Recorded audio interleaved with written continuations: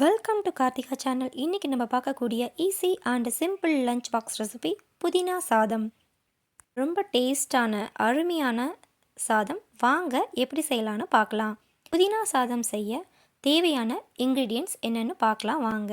ஒரு மிக்சி ஜாரில் 2 கைப்பிடி அளவு புதினா க்ளீன் பண்ணி எடுத்து வச்சுருக்கோம். இப்போ 2 பச்சை மிளகாய், கொஞ்சம் இஞ்சி, 3 பல் பூண்டு, 1/2 டேபிள் ஸ்பூன் சீரகம்,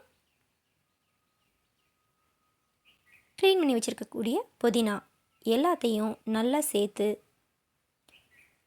அரைச்சி எடுத்துக்கலாம். இப்போ புதினா பேஸ்ட் ரெடி ஆகிருச்சு. இப்போ பேனில் தேவையான அளவு நல்லெண்ணெய் சேர்த்துக்கிட்டேன். கொஞ்சம் கடுகு, 1 டேபிள் ஸ்பூன் கடலைப்பருப்பு, 1 டேபிள் ஸ்பூன் உளுத்தம்பருப்பு,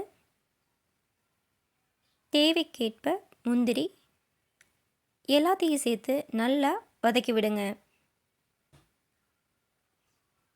காரத்திற்கேற்ப வரமிளகாய், கொஞ்சம் கருவேப்பிலை, பொடிப்பொடியாக கட் பண்ணி வச்சுருக்கக்கூடிய வெங்காயம் எல்லாத்தையும் சேர்த்து நல்லா மிக்ஸ் பண்ணி விடுங்க. வெங்காயம் நல்லா பொன்னிறமாக வதங்கினதுக்கப்புறம் அரைச்சி வச்சுருக்கக்கூடிய புதினா பேஸ்ட்டை ஆட் பண்ணிக்கலாம்.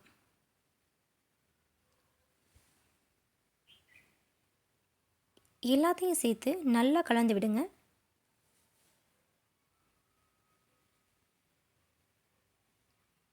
தேவைக்கேற்ப உப்பு சேர்த்துக்கலாம்.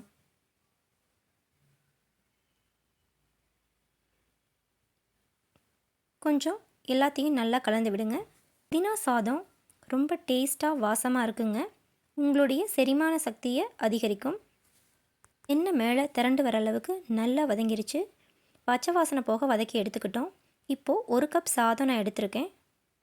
இப்போ அடுப்பை லோ ஃப்ளேமில் வச்சுட்டு கொஞ்சம் கொஞ்சமாக மெல்ல கிளறி விடுங்க.